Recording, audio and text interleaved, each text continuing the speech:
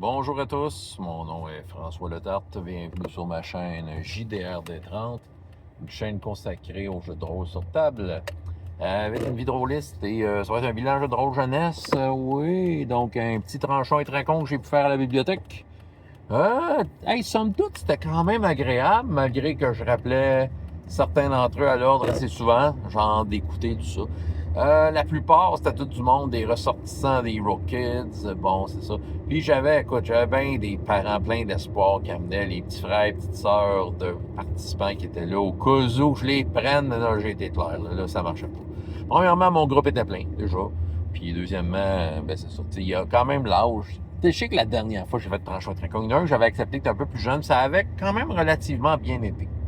Mais là, non, là, j'ai dit, écoute, si tu veux être spectateur, tu peux, mais lui-même, en étant, il était spectateur un bout, juste peut-être faire une parenthèse là-dessus. Il voulait tellement participer et dire quoi faire, comme s'il était là. Ouais, mais j'ai dit, ouais, tu peux dire de quoi, là, mais c'est quand même eux qui décident, là, t'es pas joueur. Ben, tu sais, on s'entend, il était là un bout, maintenant il est parti, il était libre de circuler comme qu'il voulait, il était pas dans le game. Je suis sûr qu'il aimait ça, mais bon, regarde, c'est ça qui est ça, là, à un moment donné, fallait que je mette mes limites. C'est une game publique, c'est pas, ça qui arrive. Il y a du monde inscrit qui était là, il était pas là la dernière fois. C'est la routine, quoi, tu sais. Ouais. Fait que non, mais somme toute, ça a bien été. Écoute, on avait un bon bunch de personnages. Le but, c'était de voler un bateau. OK? C'est la suite d'une aventure que j'avais faite il y a déjà, je pense, 2 semaines de ça, dans lequel le groupe était dans le ventre d'une baleine, tout ça, puis ils ont su qu'il y avait un bateau qui vendait des sirènes, parce qu'il y avait une sirène dans l'histoire. C'est ça. Fait que là, ils ont trouvé le bateau. Fait que là, tu sais, à un moment donné, je leur ai un peu ajouté un but en disant, regarde, vous pourriez prendre le bateau. En fait, le but, c'est de prendre le bateau parce que le capitaine sur le bateau, ben, c'était un peu correct. Bon, c'est ça. Fait que première étape, c'était d'embarquer dans le bateau, d'essayer d'être discret parce que le bateau, étrangement, il est dans le port, il flotte au loin. Fait que là, c'était de demander au groupe comment il faisait parce qu'il y a des gens sur le port qui regardent le bateau, qui commandent, tout ça, non, qui se préparent peut-être à y aller. Puis là, eux autres, ils disaient, non, on veut y aller. Fait qu'ils ont comme négocié une barque en faisant un coup. Puis ils ont réussi à se rendre. Sur le bateau, il y avait plein de gens hypnotisés par la sirène qui voulaient tant la protéger. Et oui, ils ont compris assez vite qu'il y avait une sirène, en effet, sur le bateau.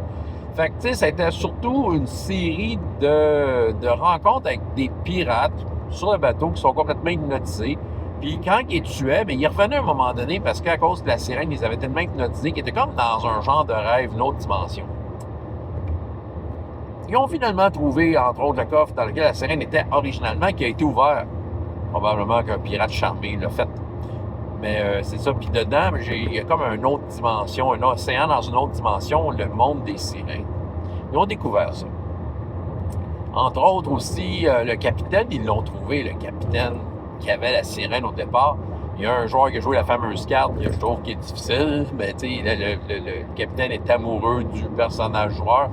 Fait qu'ils s'en sont fait un allié, mais lui, il est complètement fou de la sirène. Ils ont dit, regarde, on va te donner ta sirène, laisse-nous le bateau. Fait que comme dit oui, mais oui dans le sens qu'il est tellement hypnotisé par la sirène que, tu sais, il est prêt à dire oui, n'importe quoi pour l'atteindre à son... Tu sais, il y a certains pirates qui n'étaient pas hypnotisés, qui ont essayé d'arrêter parce qu'elle allait voler leur barque. Tu sais, il y a différentes situations qui arrivaient, une belle empilade de situations face aux pirates. Maintenant, il était dans un étage où il y avait plein de pirates embusqués. Le seul problème, c'est que les pirates, oui, ils attaquaient les personnages joueurs, mais ils s'attaquaient entre eux autres parce que, tu sais, en fait, ils veulent chacun individuellement avoir la sirène pour eux. Donc, là, dans le coffre, c'est ça, c'est le bout qui était plus funky. Là c'était du combat. Mais dans le coffre, il y a une magicienne qui a comme maître des nuées. Puis j'ai un peu laissé le choix de faire ça. Elle m'a dit, hey, je peux-tu faire une bulle d'air dans laquelle je pourrais être puis explorer cette place-là? Fait qu'ils sont allés avec 2 autres des personnages. C'était elle, c'est une magicienne drachéide. Il y avait un magicien Kittling et un voleur elfe. Ils sont tous allés dans la bulle pour aller explorer ce qu'il y a. Et ce que je leur ai décrit, c'est ceci. Il y a plein de sirènes autour. Puis qui essayent de rentrer dans leur bulle. Mais là, les joueurs avaient un combo de cartes faisant en sorte que, ouais, je pouvais pas vraiment aller contre ça. Les sirènes n'arrivaient pas à percer la bulle parce que, justement, ils échouaient. C'était ça, les cartes, puis tout ça. Fait que, tu sais, j'ai laissé aux joueurs la parole à dire, OK, mais comment ça que ça marche pas? expliquez-moi ça. Fait que là, ils m'ont sorti une histoire que la reine des sirènes les avait appelés tout ça. Mais non seulement ça, parce qu'il faut que j'aille à l'autre scène. Les autres joueurs étaient plus loin. Ils ont rencontré la sirène du bateau, qui était justement dans un petit lac de cet océan dimensionnel-là, qui, en fait, c'est ça, j'ai un peu décrit que cette eau-là, quand tu rentrais dedans, c'est comme tu passais à travers les gens, puis là, c'était comme une autre dimension. Si tu avais une goutte sur toi, tu pouvais rentrer ton bras, ton doigt dans l'eau, comme si c'était une flaque d'eau ordinaire, pas sans fond, dans ton bras. C'était très spécial. Puis la sirène, mais ils ont essayé de ne pas se faire charmer. Ils ont mis leurs mains sur leurs oreilles assez rapidement. Mais le capitaine du bateau, déjà charmé, est allé la voir, puis la sirène l'a simplement noyé devant les personnages joueurs.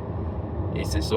Fait que là, ils ont essayé de contenir la sirène parce qu'ils savaient que ça allait pas bien. Ah oui, puis aussi, ils ont recruté des pirates pour être leur futur équipage. Ils ont peut-être fait une manœuvre par rapport à ça. Puis ils savaient, ces pirates-là, ils risquaient d'être hypnotisés à leur tour s'ils arrivaient là. Il fallait les arrêter. Mais là, le fameux capitaine fou est tombé dans, justement, la dimension océan. Puis ceux qui étaient dans la bulle l'ont vu passer, puis ils ont vu des sirènes partir avec, ils l'amenaient à leur reine. Puis c'est ça, au lieu de s'attaquer à leur bulle, ils ont dit, regarde, on va se faire un festin du pirate. Ah oui, c'était très cruel. Mais j'ai senti que ça a fait son effet sur la table. Ils sont sortis de la bulle, puis tout ça. Ils ont fait un deal avec la sirène. En fait, la sirène a un peu déballé une histoire par rapport au fait qu'il y a du monde qui les capture et qui les amène à des adorateurs de sirènes, mais qui les adorent pas vraiment, sont plus là pour les torturer. La sirène a dit, ben, ramenez-moi, entre guillemets, la tête de la personne qui fait ça. Puis comme ça, je vais arrêter de m'en parler, parce que les sirènes ont décidé qu'ils étaient sadiques envers tous les vivants. Là. C'était vraiment un danger. Ils ont fait ce deal-là. C'est que la game s'est finie avec un deal.